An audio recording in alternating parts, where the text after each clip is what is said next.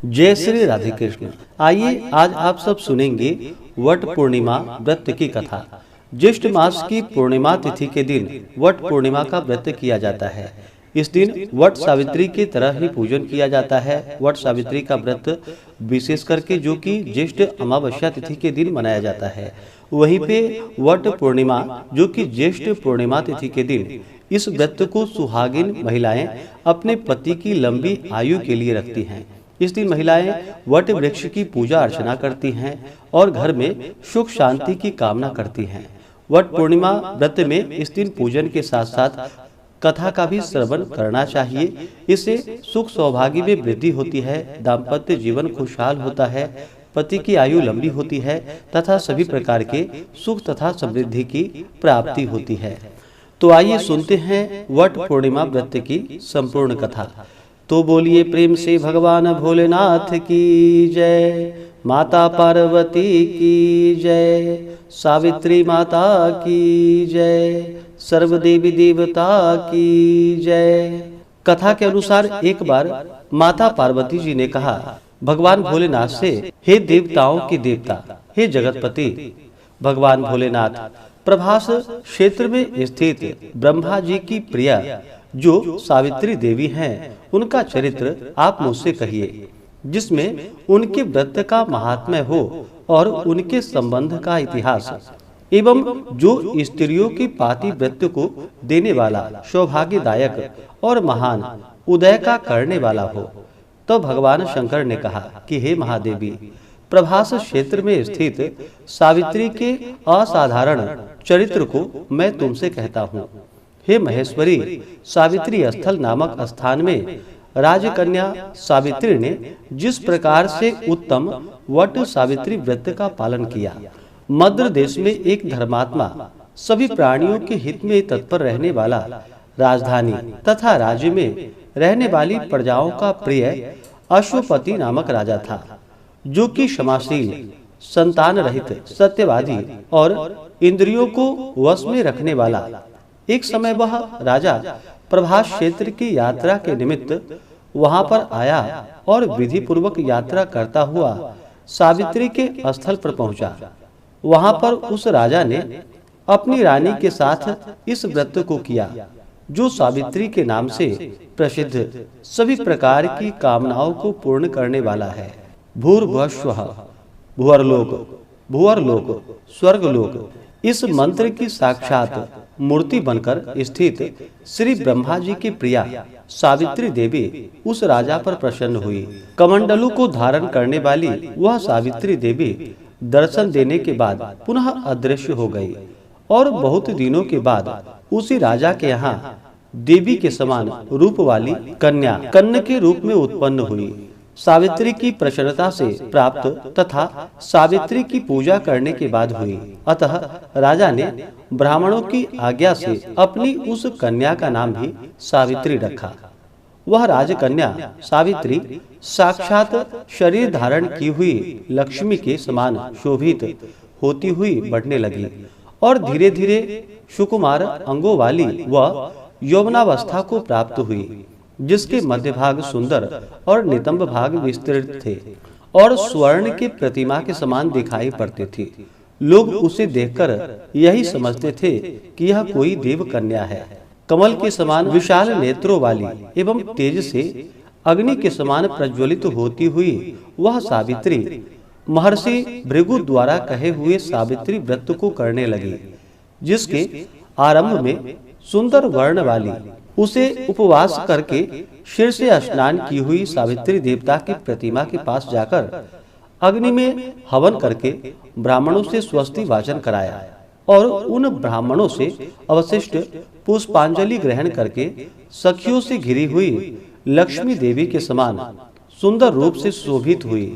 वरारोहा, वह राजकन्या समीप में जाकर पिता के चरणों में प्रणाम कर प्रथम प्राप्त पुष्पांजलि को निवेदित कर हाथ जोड़कर राजा के पास सर्व में स्थित हुई। युवावस्था को प्राप्त हुई देखकर राजा ने उसके विषय में मंत्रियों से सलाह लेकर राजकन्या से कहने लगा कि हे पुत्री, तुम्हें योग्य वर को देने का समय आ गया है। मुझसे कोई तुम्हें मांगने के लिए भी नहीं आता, और मैं भी विचार करने पर तुम्हारी आत्मा के अनुरूप वर को नहीं पा रहा हूँ। अतः हे पुत्री, देवताओं के निकट मैं जिस तरह निंदनीय न होऊं, वैसा तुम करो। मैंने धर्मशास्त्रों में पढ़ा और सुना भी है कि यदि पिता के गृह में रहती हुई विवाह के पहले ही जो कन्या रजो धर्म से युक्त हो जाती है, वह शूद्रा के समान समझी जाती है तथा उसके पिता को ब्रह्म हत्या के समान पाप लगता है। इसलिए हे पुत्री, मैं तुमको भेज रहा हूँ कि तुम स्वयं अपने योग्य वर ढूंढ लो। वृद्ध मंत्रियों के साथ शीघ्र जाओ और मेरी बात को मानो। इसके बाद जैसा कहते हैं वैसा ही होगा।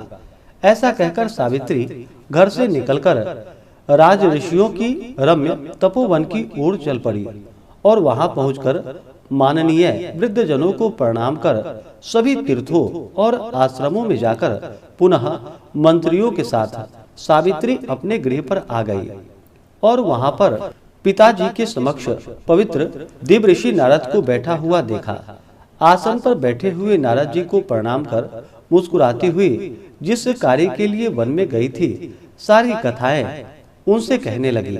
सावित्री बोली कि हे देवर्षि नारद जी, शाल्व देश में धर्मात्मा दुमतसेन के नाम से विख्यात एक क्षत्रिय राजा है जो देववश अंधे हो गए हैं। उस समय उनको छोटा सा एक बालक और उनकी माँ थी।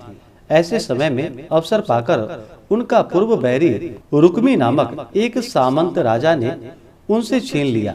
अतः वह आर्य दुमतसेन छोटे बच्चे को साथ लिए हुए अपनी स्त्री के साथ जंगल की ओर चल दिए। उनका वह पुत्र वन में ही बड़ा होकर धार्मिक, सत्य बोलने वाला, अतः अपने अनुरूप पति समझकर मैंने उसे मन से वर्ण कर लिया है। यह सुनकर नारद जी ने कहा कि हे राजन, सावित्री ने यह बड़ा कष्टप्रद कार्य कर डाला है। बाल बुद्धि होने से इसने केवल गुणवान समझकर सत्यवान को वर्ण कर लिया है। उसका पिता सत्य बोलता है, माता सत्य बोलती है और वह स्वयं भी सत्य बोलता है। इससे उसका नाम मुनियों ने सत्यवान रखा है। उसको नित्य अश्व यानी कि घोड़े प्रिय हैं और वह मिट्टी के घोड़े बनाया करता है तथा चित्र में भी घोड़ों को लिखता रहता है। इससे उसे चिताश्व भी कहते हैं। सत्यवान दान और गुण में रंति देवी के शिष्य के समान है। ब्राह्मणों की रक्षा करने वाला और सत्यवादी तथा औशिनर शिवी के समान है।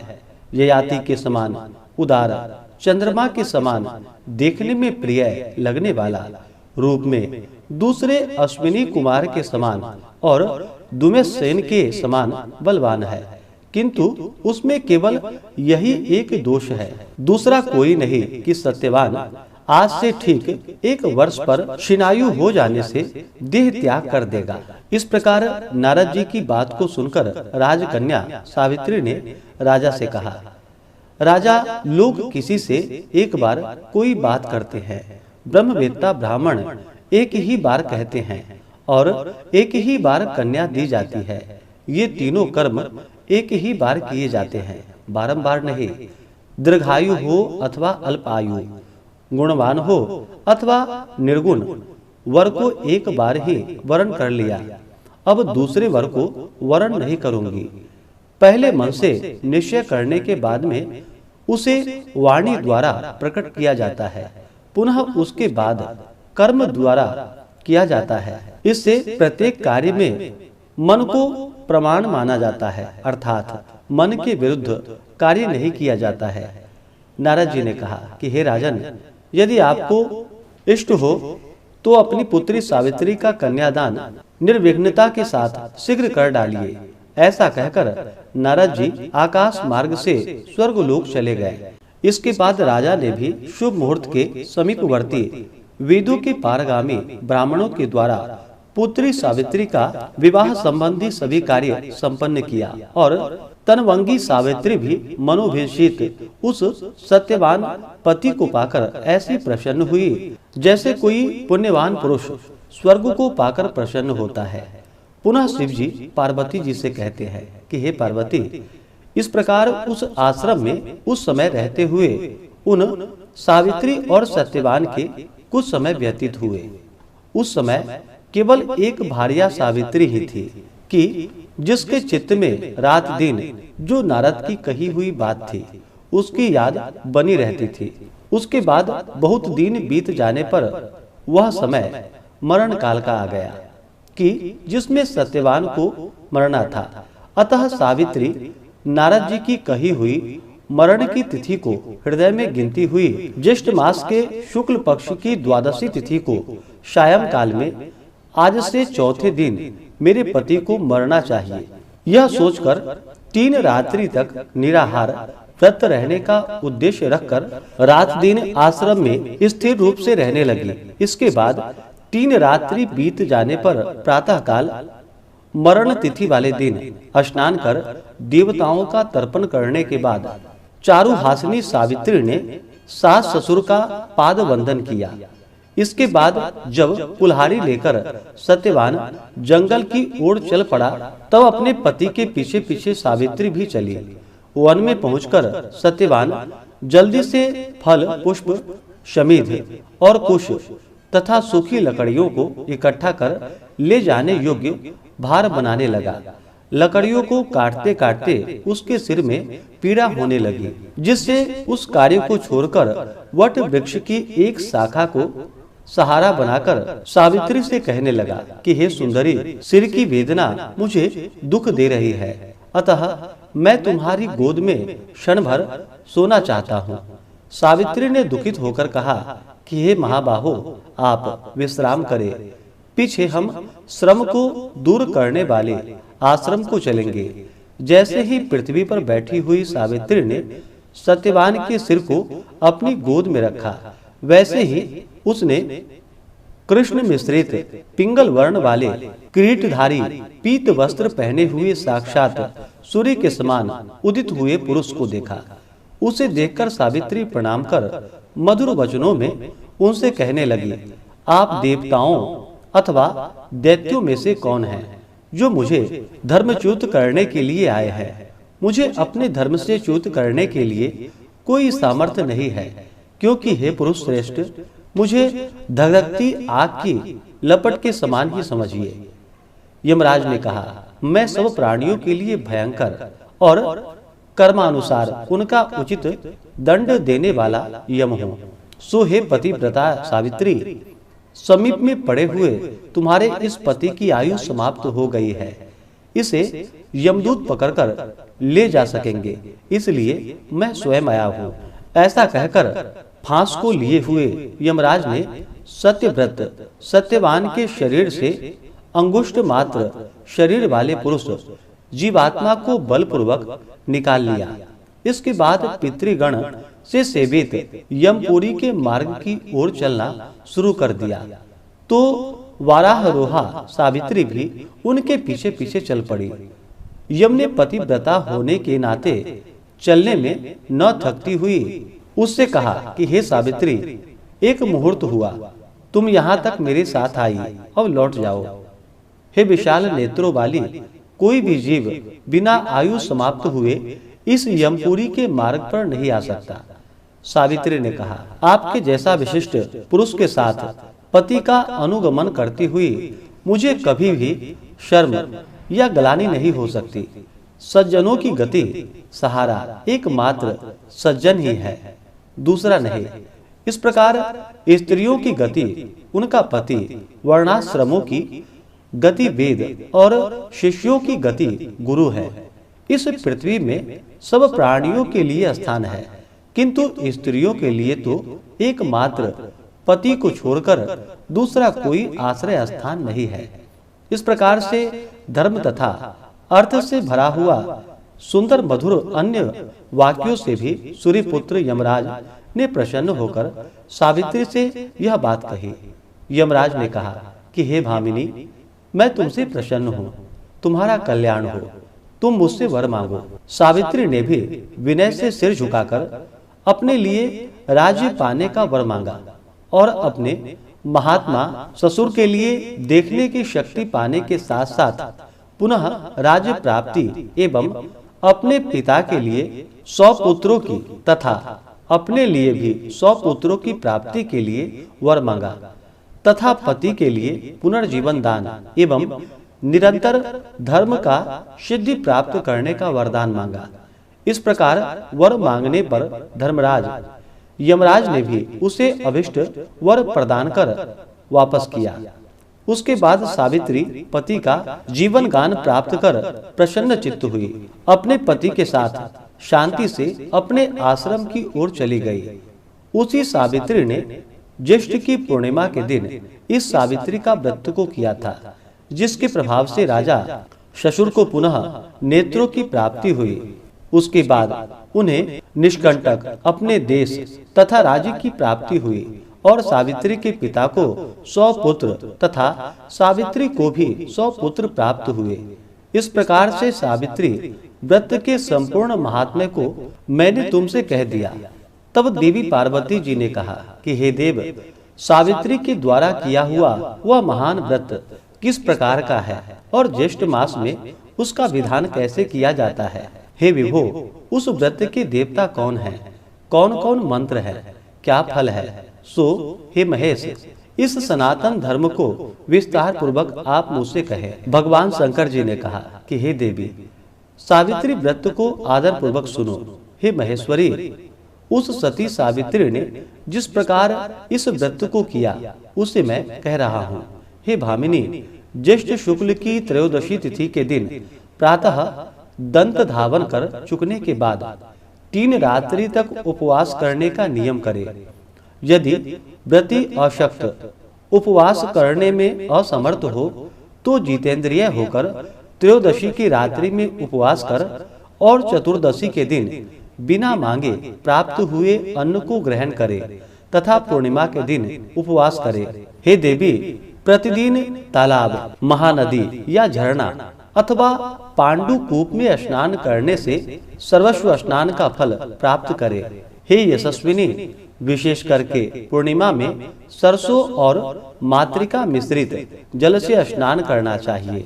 प्रस्थ 64 रुपए अटने लायक पात्र में बालू भरकर अथवा यव, शाली धान्य, तिल आदि भरे।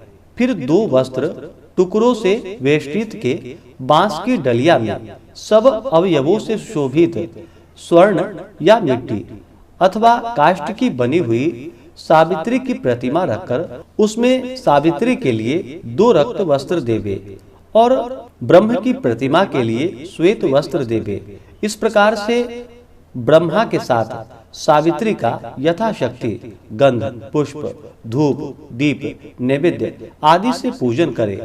पूर्ण तैयारी हुई तुरई, कोहड़ी, ककड़ी, नारियल, खजूर, कैंथ, अनार, जामुन, जंबीरी, नींबू, नारंगी, अखरोट, कटहल, जीरा, काली मिर्च के टुकड़े, गुड़, सेंधा नमक एवं अंकुरित सप्त धान्य बांस की बनी हुई डलिया में रखकर रेशमी वस्त्र से वेष्टित कर कुमकुम केसर के रंग से रंग देवे।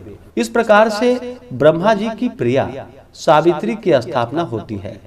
ब्रह्मा के साथ उस सावित्री प्रतिमा का मंत्र के साथ पूजन करे। पुराणों में यह मंत्र कहा हुआ है, जिसमें पूर्व में ओमकार यह वर्ण है। ऐसी वीणा और पुस्तक धारण करने वाली देवी, वेदों की जननी हे देवी, तुम्हें नमस्कार है। मुझे विधवा न होने का वरदान दो। इस प्रकार से विधिवत पूजन करके वहां पूजा स्थल पर रात्रि जागरण की विधि करावे। गाने बजाने के साथ नर नारी वृंद मिलकर नृत्य शास्त्र में विशारद के साथ नाचे और हंसी खुशी के साथ रात्रि व्यतीत करे और सावित्री की कथा अच्छे ब्राह्मणों द्वारा गीत, भाव तथा रस के साथ प्रभात होने तक कहलवावे। इस प्रकार से सावित्री का ब्रह्मा के साथ विवाह विधि संपन्न कर 7 द्विज दंपतियों को श्वेत वस्त्र पहनाकर सभी सामग्रियों से युक्त गृहदान देना चाहिए और वेद के ज्ञाता ब्राह्मण को सावित्री की प्रतिमा देवे। इसके बाद सावित्री कल्प जानने वाले, सावित्री कथा के वाचक ज्योतिषी, उंच वृत्ति वाले, खलिहान में बिखरे अन्न को बीनकर जीविका चलाने वाले, दरिद्र, अग्निहोत्र कर्म करने वाले ब्राह्मण को इस प्रकार विधि पूर्वक सावित्री प्रतिमा का दान दे। उसी पूर्णिमा की रात्रि में वट के नीचे 14 द्विज दंपतियों को निमंत्रित करे। इसके बाद प्रभात के समय में उषा काल उपस्थित होने पर भक्ष्य भोजनादि सामग्री को सावित्री स्थल यानी कि वट वृक्ष के नीचे ले आवे। बुद्धिमान जन पवित्रता के साथ पाक बनाकर और उनको यत्न पूर्वक रक्षा करके गृहिणी युक्त निमंत्रित ब्राह्मणों को बुलाकर उस सावित्री के पूजन स्थल में उनका पैर धोकर उन सबों को बैठावे। हे देवी, सावित्री के समक्ष उन द्विज दंपतियों को भोजन करावे। इस संसार में उन सबों को भोजन कराना मानो मुझे भोजन कराना हो जाता है, इसमें कोई संदेह नहीं है। जो दूसरी बार सावित्री के समक्ष द्विज दंपतियों को भोजन कराता है, वह मानो केशव भगवान को भोजन कराता है, जिससे प्रसन्न होकर वर देने वाले भगवान विष्णु उसे अभिष्ट वर देते हैं। तीसरी बार भोजन कराने पर सावित्री सहित ब्रह्मा जी का भोजन कराना हो जाता है। जहाँ सावित्री के समक्ष एक एक बार भोजन कराना कोटि कोटि बार भोजन कराने के समान समझा जाता है। हे महादेवी, सावित्री के पूजन स्थल पर वट के नीचे 18 प्रकार के सटरस भोजन बनाकर देवी सावित्री के समक्ष द्विज दंपतियों को खिलाने से उनके कुल में कोई स्त्री न विधवा, न बंध्या, न अभागिनी, न कन्या मात्र को पैदा करने वाली तथा न अपने पति को अप्रिय लगने वाली होती है, और असत्य आदि नारियों के प्रसिद्ध दोष कभी उसके कुल की स्त्रियों में नहीं होता है। इसलिए हे देवी, विशेष यत्न के साथ सावित्री देवी के आगे कड़ुआ, तीता, रस से रहित भोजन देना चाहिए। उस समय स्त्रियों को अम्ल और क्षार पदार्थ युक्त भोजन कभी नहीं कराना चाहिए, बल्कि 5 प्रकार के मधुर, हृदय को प्रिय लगने वाला तथा सुंदर रेती से पकाए हुए अन्न का ही भोजन कराना चाहिए। घृत से पूर्ण और अधिक दूध में पड़े हुए पुए बनावे और दूसरे पुए ऐसे बनावे जो वर्ती सेवई के रूप में शोक हरने से अशोक वर्तिका नाम से प्रसिद्ध है। तीसरे पुए खजूर के बने हुए होनी चाहिए। चौथे गुड़ और घृत से युक्त संयाव के रूप में होना चाहिए। जो स्त्री इन सबों को दान करती वह स्वयं खाती है, वह पुरुषों के लिए आह्लादकारिणी एवं स्त्रियों के लिए अत्यंत प्यारी, धन धान्य तथा बहुत बड़े कुटुंब वाली होती है। पुओं के दान से उसके कुल में ज्वर, संताप और किसी विकार और किसी प्रिय के वियोग का दुख नहीं होता है। अशोकवर्ती के दान से 21 पीढ़ी तक उसका कुल बहुओं, लड़कों, अनगिनत दास दासियों से भरा रहता है। और जो स्त्रियां पुड़िया को देती हैं, उनके कुल में बहुओं के साथ लड़कियां भी पुत्रिणी होती है। शिखरण का दान करने वाली युवतियों को उक्त सभी फल प्राप्त होता है, इसमें कोई संदेह नहीं।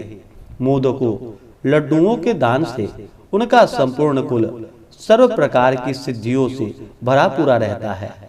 पितामह ब्रह्मा जी का वचन है, हे देवी, 8 वर्ष की गौरी कन्याओं को भोजन कराने से यह विशिष्ट फल होता है कि वह जन्म जन्म में सौभाग्यवती, पुत्रिणी, पतिव्रता, धन की वृद्धि से सुशोभित, सहस्त्रों को भोजन कराने वाली होती है। मुख्य पान, पीने योग्य पदार्थ जो हृदय को प्रिय लगने वाले और मधुर हों, जैसे द्राक्षा पान, अंगूर का शरबत, गुड़ से युक्त इमली का पान, खांड से बने हुए मीठे शरबत। इसके अतिरिक्त अन्य जो भी योग्य वर्ण सुगंधित पान हो, उन्हें द्विज दंपतियों को देना पिलाना चाहिए। विधि पूर्वक पूजन करके उन द्विज दंपतियों को वस्त्र आदि, धोती, साड़ी, कुंचुकी आदि पहनाकर कुमकुम आदि सुगंधित वस्तु का लेप शरीर में लगाकर फूल माला से अलंकृत कर गंध धूप से पूजन करके अंत में नारियल देना चाहिए और उन द्विज दंपतियों के आंखों में अंजन और मस्तक में सिंदूर लगाकर मनोहर सुवासित और कोमल सुपाड़ियों को पात्र में रखकर उनके हाथ में देने के बाद प्रणाम कर उनका विसर्जन कर दे। अंत में इस कृत्य से निवृत्त होकर बंधु एवं बालकों के साथ स्वयं भोजन करे। यदि पूजन स्थल में भोजन न कर सके तो घर जाकर भोजन करना चाहिए, जिससे देवी प्रसन्न हो। इसी प्रकार से अपने घर आकर पिंडदान पूर्वक पितरों का सविधि श्राद्ध करना चाहिए। ऐसा करने से उनके पितृगण ब्रह्मा के एक दिन यानी कि 4 अरब 32 करोड़ वर्ष तक संतुष्ट बने रहते हैं। तीर्थ से 8 गुना पुण्य अपने घर में दान देने से होता है, क्योंकि द्विजातियों द्वारा किए हुए श्राद्ध को नीच जन नहीं देख पाते। अतः एकांत गृह में गुप्त रूप से पितरों का श्राद्ध करना उचित होता है। नीच के देखने मात्र से ही वह श्राद्ध निष्फल हो जाने से पितरों को नहीं प्राप्त हो पाता है। इसलिए जहाँ तक हो सके यत्न पूर्वक श्राद्ध को गुप्त रूप से करना चाहिए, क्योंकि पितरों को तृप्ति देने वाले ऐसे ही श्राद्ध को ब्रह्मा जी ने स्वयं बताया है। पूर्वोक्त गौरी कन्या का भोजन कराना आदि जो क्रियाएं हैं वे उत्सर्ग कहलाती हैं और मनुष्यों को कृति प्रदान कराने वाली होने से राजसी कही जाती है। अपना हित चाहने वाले व्यक्तियों को कहे हुए ये दान सदा देनी चाहिए। यदि सात्विक फल की चाह है तो श्राद्ध में विशेष रूप में इस प्रकार के दान देनी चाहिए, जैसे कि ऊपर कहे आए हैं।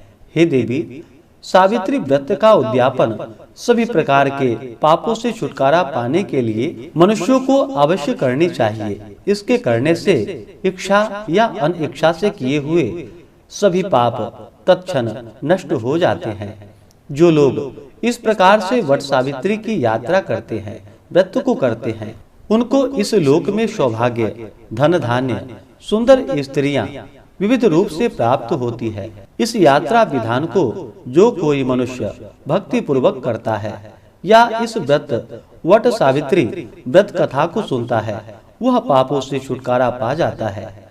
हे देवी, जो पुरुष ज्येष्ठ की पूर्णिमा के दिन विधि पूर्वक सावित्री के पूजन स्थल वट वृक्ष के 108 या 54 अथवा 17 प्रदक्षिणा यत्न पूर्वक करते हैं, तो उनके द्वारा अज्ञान पूर्वक किए हुए अगम्या स्त्री के साथ गमन रूपी पाप अथवा अन्य भी किए हुए पाप नष्ट हो जाते हैं। इसमें कोई संदेह नहीं है। जो उक्त सावित्री के स्थल वट वृक्ष के नीचे जाकर संध्या वंदन किया करते हैं और अपनी पत्नी के हाथ से लाए हुए पांडु कूप के जल से स्वर्ण की झाड़ी अथवा मिट्टी की झाड़ी से ही भामिनी जल ले आकर संध्योपासन करते हैं, उनके द्वारा 12 वर्ष तक की संध्योपासना की हुई मानी जाती है। पांडुकूप में स्नान करने में अश्वमेध यज्ञ का फल होता है। दान देने से 10 गुना फल और उपवास करने तथा सुनने से अनंत फल होता है। तो बोलिए प्रेम से भगवान भोलेनाथ की जय, माता पार्वती की जय, सावित्री माता की जय, सर्वदेवी देवता की जय। तो आशा करता हूँ कि यह जानकारी कथा आपको अच्छा लगा हो। इसी प्रकार से ज्ञानवर्धक जानकारियाँ प्राप्त करते रहने के लिए, व्रत पूजा के बारे में जानने के लिए, कथा को सुनने के लिए चैनल पे अगर आप पहली बार आए हैं तो चैनल को लाल बटन दबा करके सब्सक्राइब करें, साथ में बेल आइकन घंटी को दबाएं ताकि आने वाली वीडियो का नोटिफिकेशन आपको समय से मिलता रहे।